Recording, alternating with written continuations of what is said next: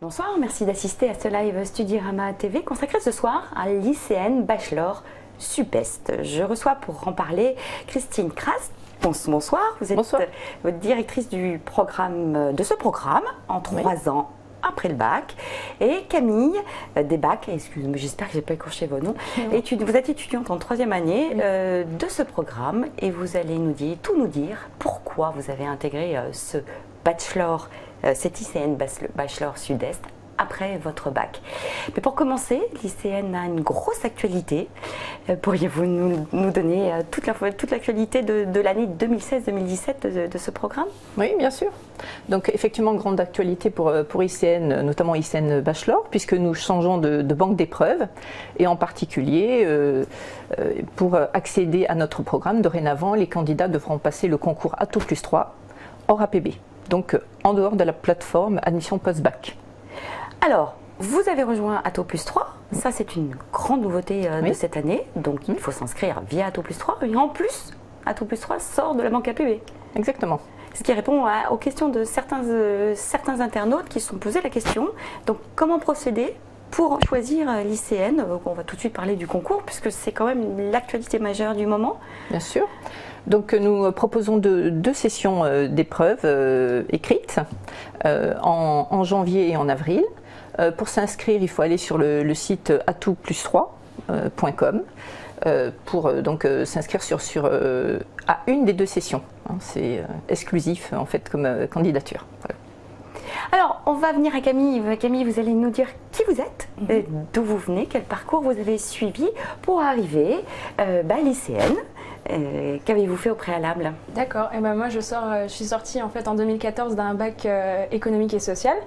Et en fait, j'ai eu le choix de choisir soit une prépa pour me préparer après à une grande école, ou alors directement ICN. Et en fait, ce qui m'a plu dans l'ICN, c'est le fait que les cours sont pluridisciplinaires, on avait des stages, on avait l'occasion de partir à l'étranger, et en fait ça me plaisait plus que de rester 2 ans, de repasser après un concours et après ne pas être sûre d'être prise dans l'école que je souhaitais. C'est très intéressant ce que vous dites, parce que c'est une question récurrente de la part des internautes et des candidats qui ont connu les mêmes préoccupations que vous, le choix du post-bac ou de la prépa. On va y revenir. L'ICN a aussi une actualité, vous déménagez, paraît-il? Oui, nous allons, dès la rentrée prochaine, nos étudiants seront sur notre campus Artem. Alors à Nancy. À Nancy. Mais le bachelor n'a-t-il pas plusieurs campus? Oui, alors nous sommes sur Nancy, sur Metz et sur Nuremberg, en Allemagne. Ça veut dire qu'on peut faire le choix des 3 campus de ce programme. Donc c'est la nouveauté aussi pour nos candidats, donc nos bacheliers qui ont donc un bac français, c'est de pouvoir candidater sur un de nos 3 sites, et notamment sur notre site allemand, à Nuremberg. Alors on va y revenir, parce que l'international et puis le choix des campus se pose aussi pour les candidats. Revenons sur le cursus. C'est vrai qu'on se pose beaucoup la question du bachelor, même si aujourd'hui c'est un programme bien compris. Comment se construit votre cursus? Que faut-il savoir de ce qui les attend une fois passé le cap des concours? Alors je pense que l'avantage du bachelor, notamment de notre programme à ICN, est de faire un mix entre des cours, des fondamentaux de la gestion et l'expérience dans les stages, dans les relations avec les entreprises. Bien sûr, on a décliné le programme sur on a un cursus pédagogique conçu sur 3 ans qui permet à l'étudiant de faire donc des expériences en entreprise et à l'international. Ça veut dire que dès le bac, on entre de plein pied dans le vif du sujet. Oui, avec les stages, tous les intervenants professionnels qui peuvent venir, tous les projets qui permettent aux étudiants d'être vraiment en situation très professionnelle, puisqu'ils travaillent sur des problématiques d'entreprise, avec des groupes d'étudiants. Donc effectivement, dès la première année, il y a une immersion dans la vie professionnelle. Et une progression tout au long du cursus? Comment se construit le reste du cursus, la deuxième année, la troisième année? Une progression au départ vers des cours qui sont plus des fondamentaux, vraiment les principes de la gestion. En deuxième année, il y a une application plus, on va dire, opérationnelle, mais aussi on accentue sur des domaines de vente, de management de la force de vente. Et en troisième année, c'est plutôt ce qu'on appelle l'année parcours, avec des choix de spécialisation ou à l'international. En fait, c'est ce qui vous a séduit, cette envie de rentrer dans le plein pied et d'éviter le côté académique de la prépa? Oui, c'est ça. Et en fait, j'ai su à ICN qu'on avait l'opportunité en deuxième année de rentrer sur le campus de Nuremberg en Allemagne avec les cours tout en anglais. Et ça m'a beaucoup plu parce que je sortais du bac, donc pas forcément un niveau exceptionnel en anglais. Et là, l'immersion dans une autre culture avec des élèves étrangers en anglais, ça m'a beaucoup plu et ça m'a permis aussi de progresser et voilà, d'être là où j'en suis en troisième année. Donnez-nous plus d'explications. Vous êtes entré dans le programme anglophone dès la première année? Non, pas dès la première année. À l'époque où j'ai candidaté, on ne pouvait pas candidater dès la première année. Ça se fait qu'à partir d'aujourd'hui. En fait, au cours de la première année, on nous a parlé de ce campus qui ouvrait ses portes pour certains élèves qui le souhaitaient rejoindre la deuxième année pour suivre les cours en anglais. Donc j'ai candidaté, il y a eu tout un processus à donner des lettres de motivation, le CV et tout. Et donc j'ai été choisie pour rejoindre en deuxième année mes camarades allemands.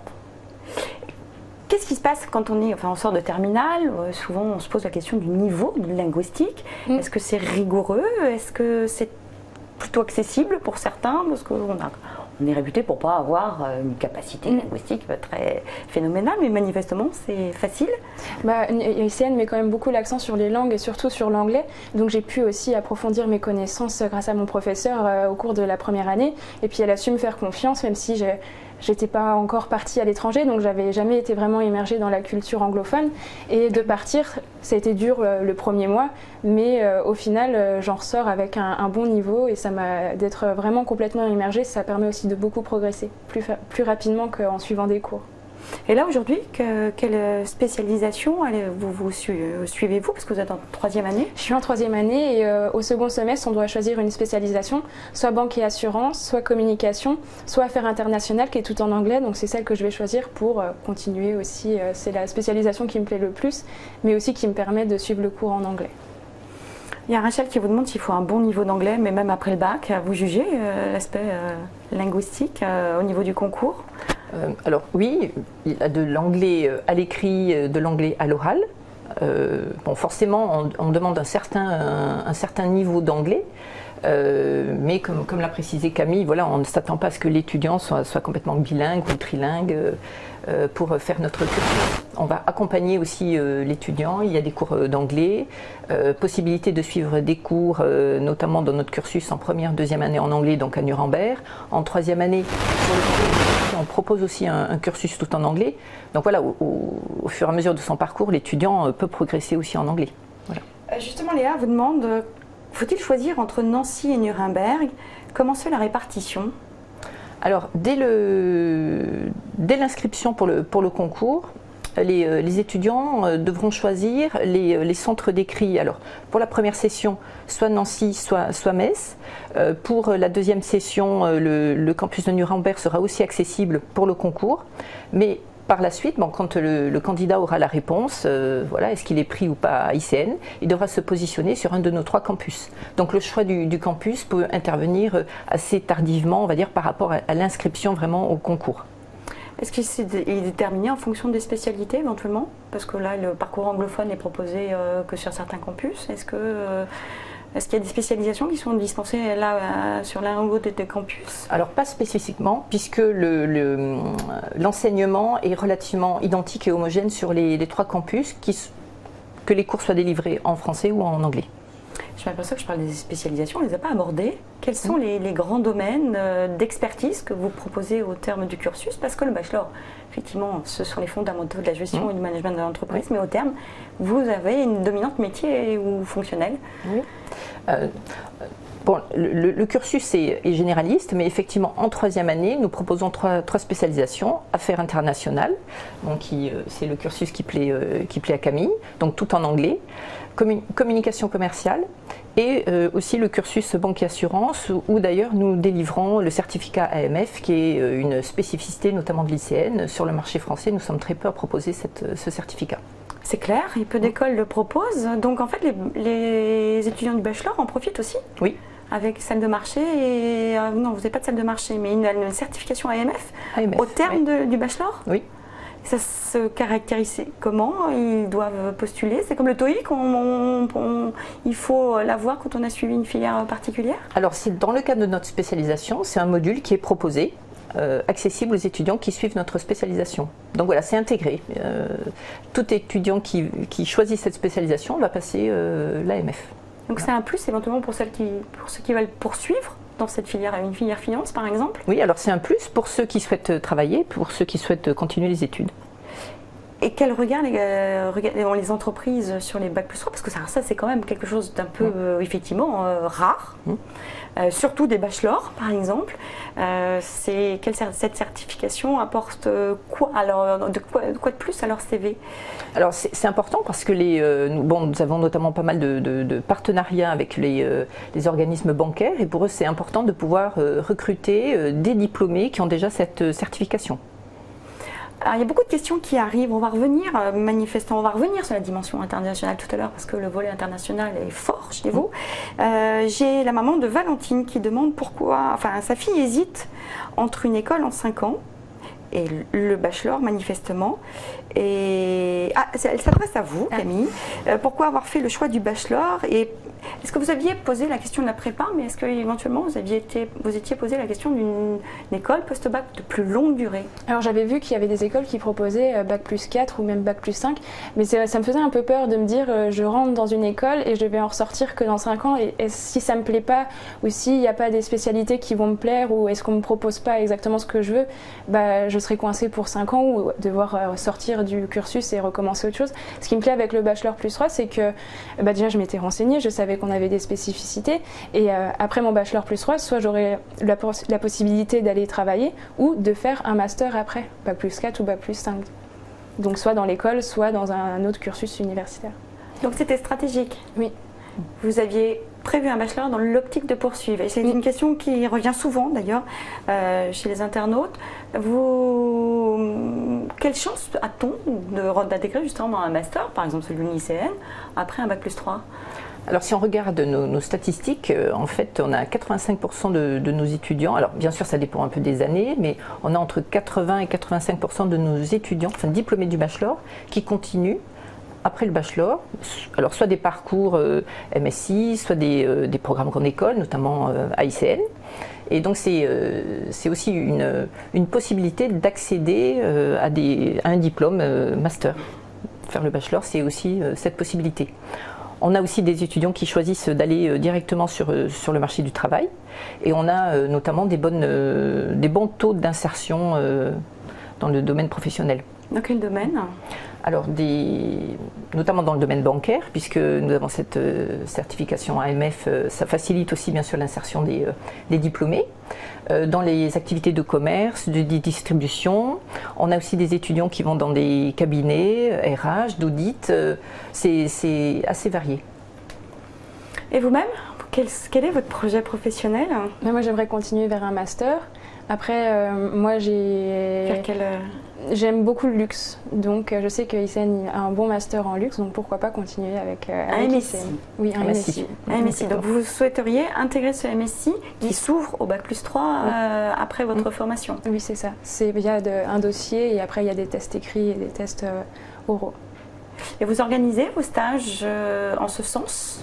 Oui, j'avais organisé mes stages en fonction. En fait, en première année, j'avais fait le concours à Les Négociables, donc je m'étais dit pourquoi pas approfondir et faire de la vente.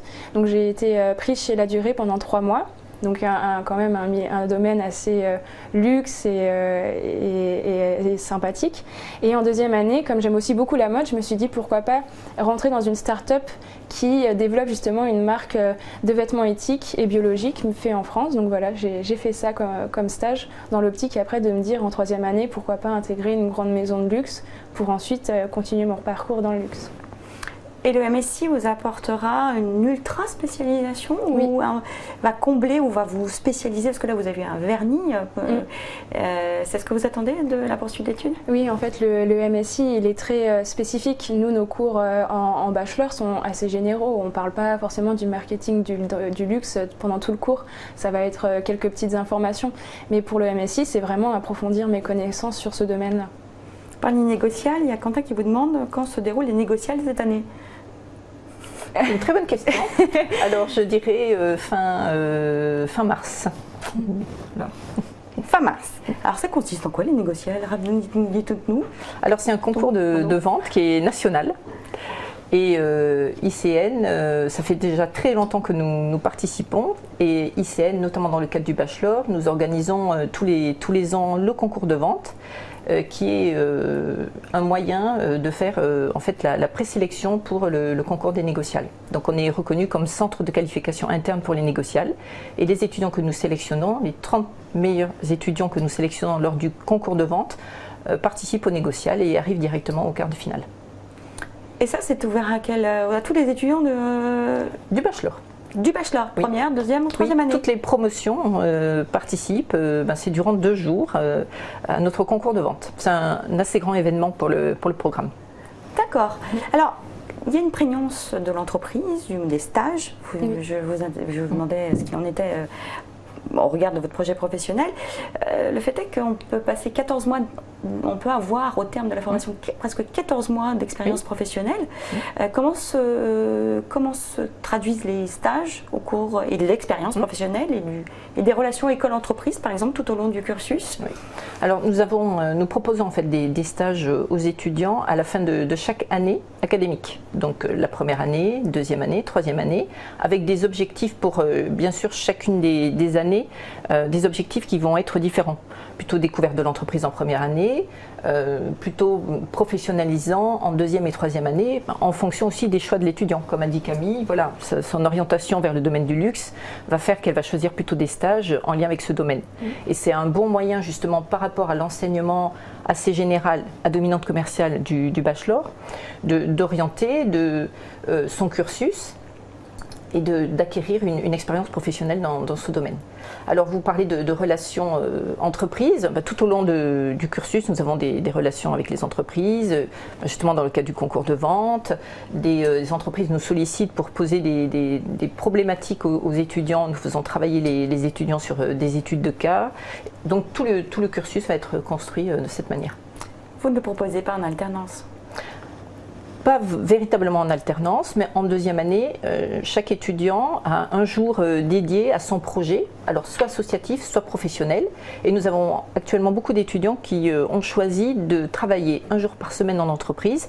Donc vous voyez, ce n'est pas véritablement de l'alternance vraiment au sens strict juridique, mais c'est un moyen de travailler, d'aller en entreprise un jour par semaine, d'être rémunéré aussi pour l'étudiant et d'avoir aussi une bonne immersion professionnelle dès la deuxième année.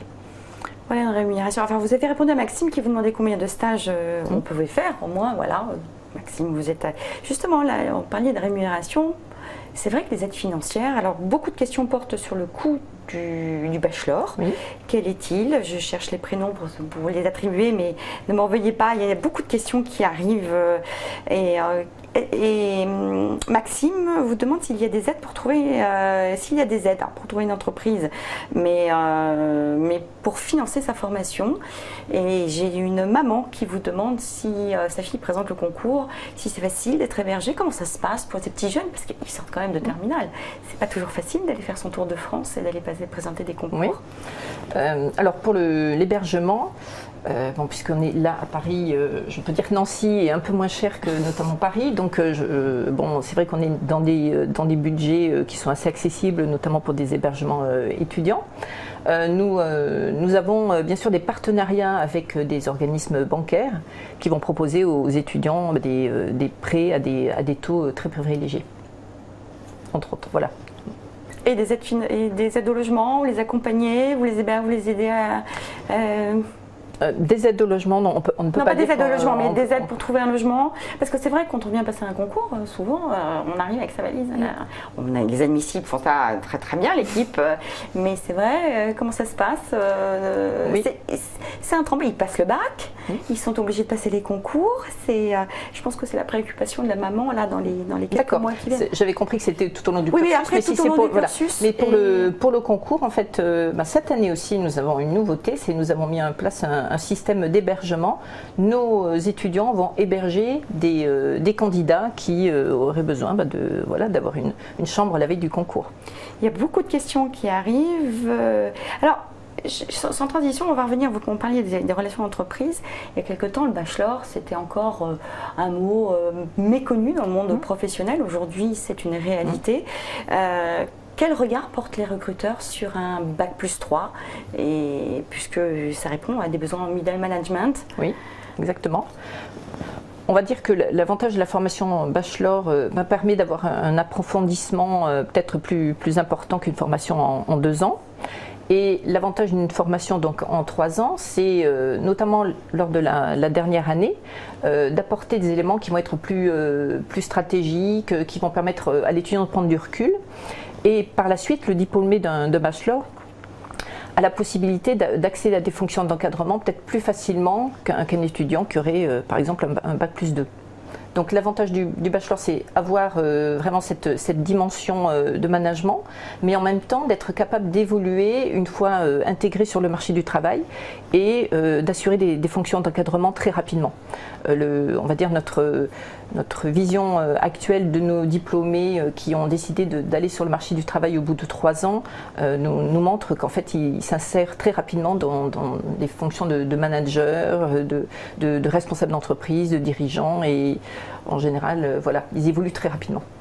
Mais 64 vous demande quels sont les niveaux de salaire de vos diplômés, outre le fait qu'il vous demande quelles sont les chances d'être embauché à bac+3, mais il vous demande les niveaux de salaire, quel type de fourchette à quel type de fourchette peut-on prétendre, pardon? Alors nous faisons des enquêtes d'emploi tous les ans, et notre dernière enquête a montré que nos diplômés dès la sortie pratiquement du cursus, alors leur niveau de salaire annuel était autour de, ça dépend des années, 35-36 000 euros. Nasrine vous a entendu parler manifestement de la certification AMF et demande si on peut devenir trader international avec un bachelor. Oui, c'est possible, tout à fait. C'est suppose pas d'avoir un bac+5 ? Nous avons le cas d'ailleurs dans nos étudiants, quelques traders qui sont même très, très connus. Voilà. Dites-nous tout. Vous nous avez donné. Nous avons, alors c'était un diplômé du bachelor, alors qui a continué en faisant notre programme Grande École ICN, hein, il est après, mais qui a été créateur notamment de Boursorama, qui est très connu. Alors, ils ont ouvert la porte à vous, à bon entendeur. Sans transition, on revient, il y a énormément de questions qui arrivent. Que signifie bac+3 visé quand il est indiqué, comme il est indiqué dans votre présentation? C'est vrai qu'on n'a pas parlé du visa et des accréditations dont bénéficie le bachelor avec la force du groupe. Oui, bien sûr. Alors, le bachelor a un visa, donc ICN bachelor est visé. Ce qui signifie déjà une reconnaissance par le ministère de l'Enseignement et de la Recherche d'une reconnaissance de la qualité du programme.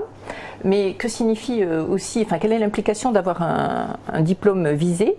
C'est l'assurance aussi de pouvoir continuer ses études, puisque le diplôme est reconnu bac+3.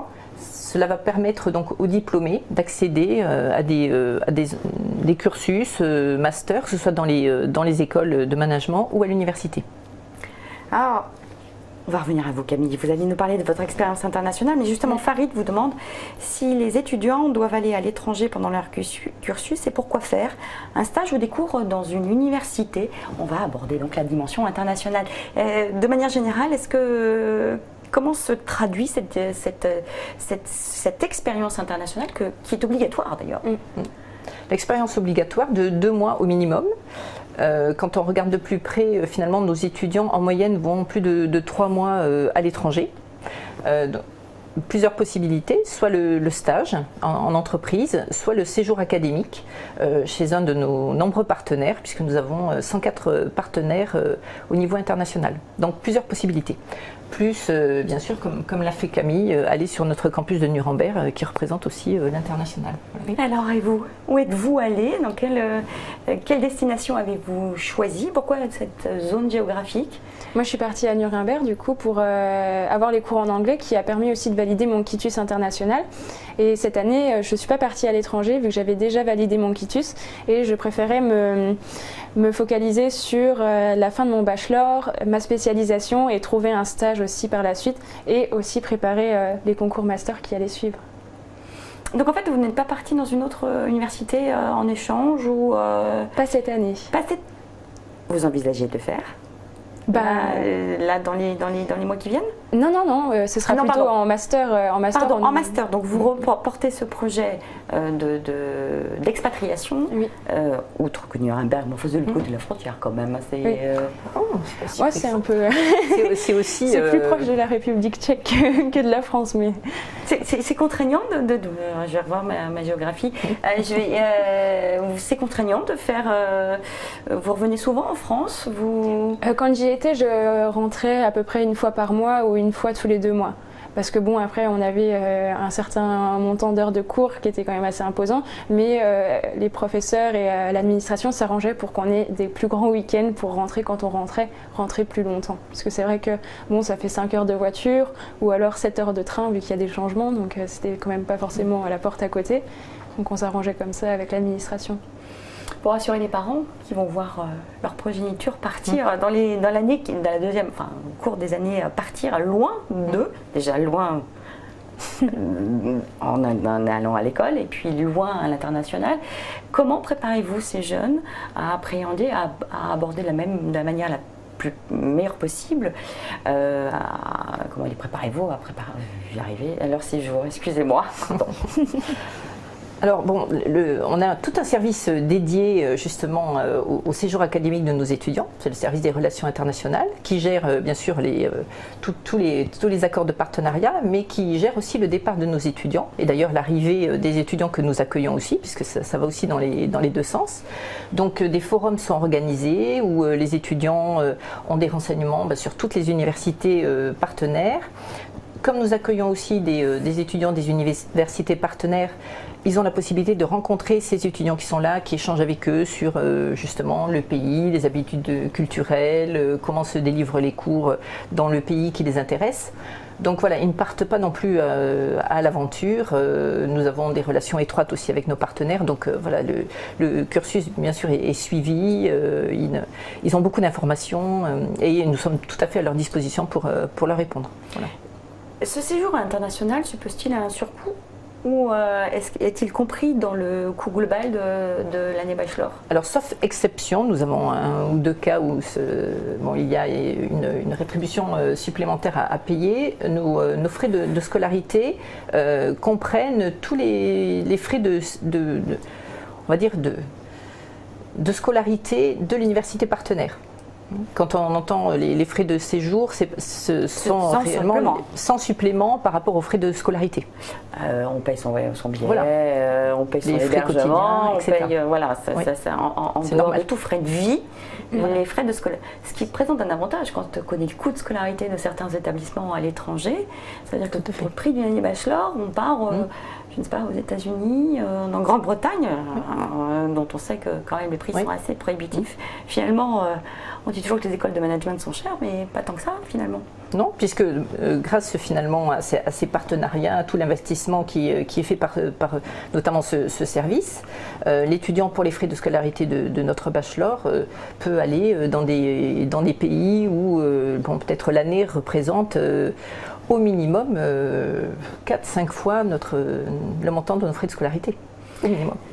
Alors là, encore une fois, sans transition, il y a beaucoup de questions qui arrivent. Jean-Charles vous dit, je suis actuellement en prépa HEC, je risque de ne pas avoir mon année. Y a-t-il un moyen de rejoindre votre école? Est-ce qu'on peut bifurquer après un Bac+1 dans un bachelor? Alors on peut bifurquer en passant le concours. Mais il n'y a pas d'admission parallèle, on ne va pas reconnaître son expérience d'1 an de prépa, ce n'est pas une équivalence pour notre programme. Il va falloir passer le concours, comme tous les bacheliers.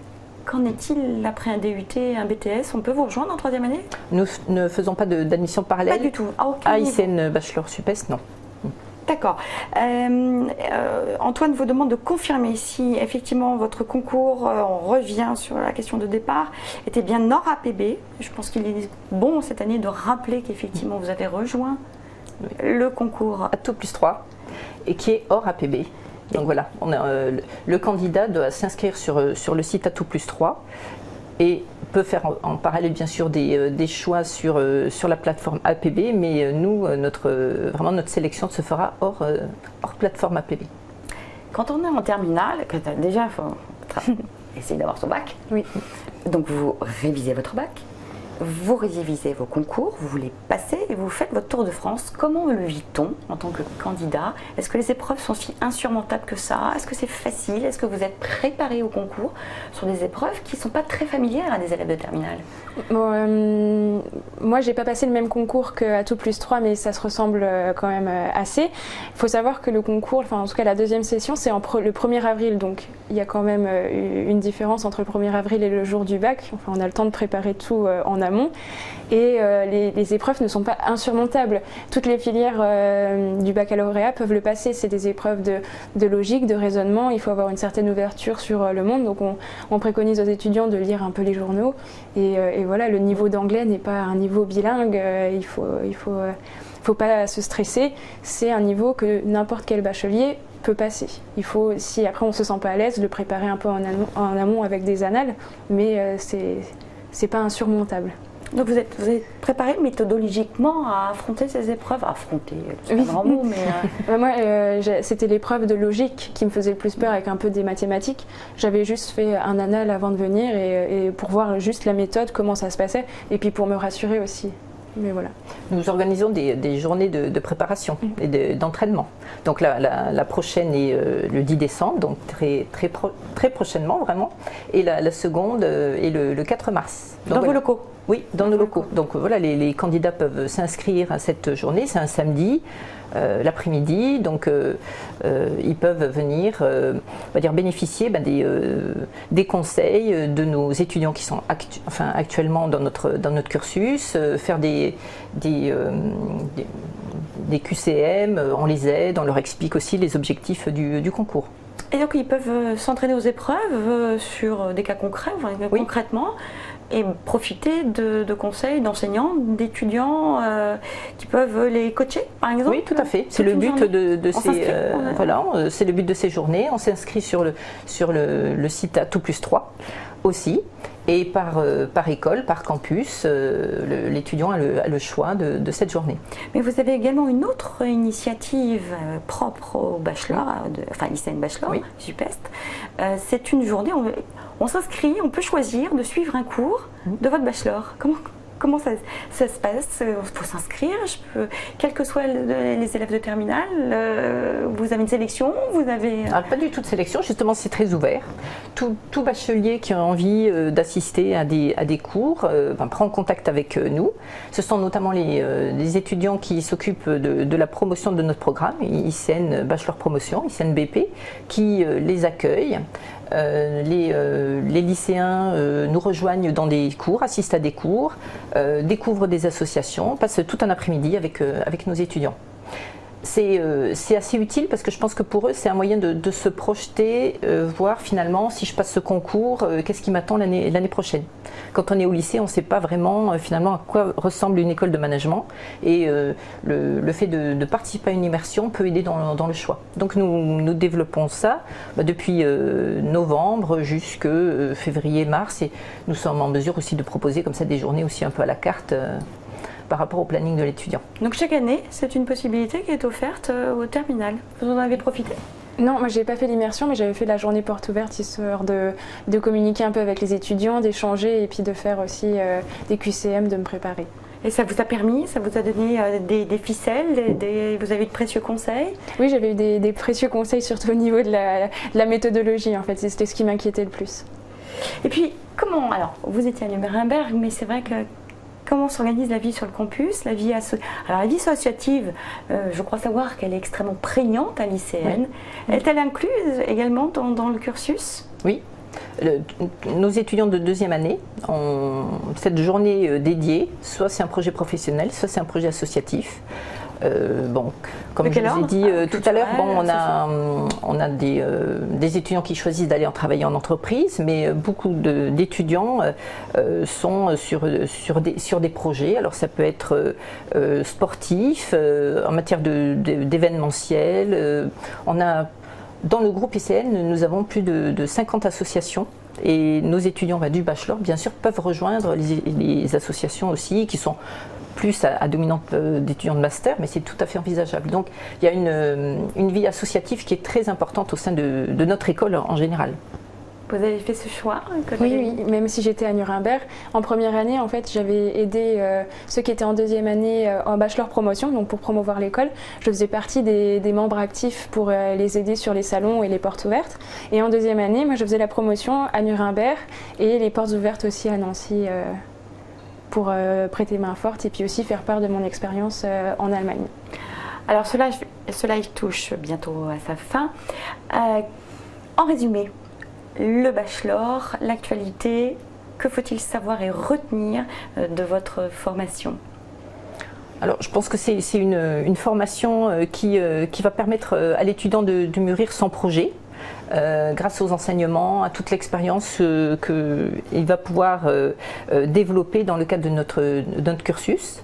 Peut-être l'événement important, comme on l'a déjà dit, c'est l'accès qui est nouveau cette année avec le concours Atto +3 hors APB. Je pense que ce sont les éléments les plus marquants.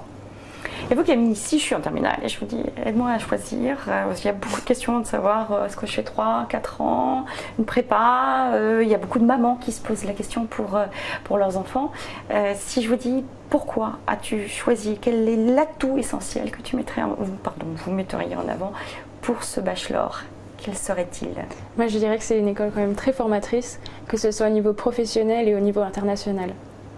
Voilà, c'est comme ça que je résumerais la chose. C'est qu'on fait des stages, on est encadré et en plus on nous permet de partir à l'étranger. Et tout ça après le bac. Et tout ça après le bac, oui. Eh bien, ce live touche à sa fin. Merci à vous de l'avoir suivi. Merci pour vos nombreuses et parfois surprenantes questions. Merci Camille et merci Christine de toutes ces réponses très dynamiques. Et à vous, à très vite sur un live Studyrama TV.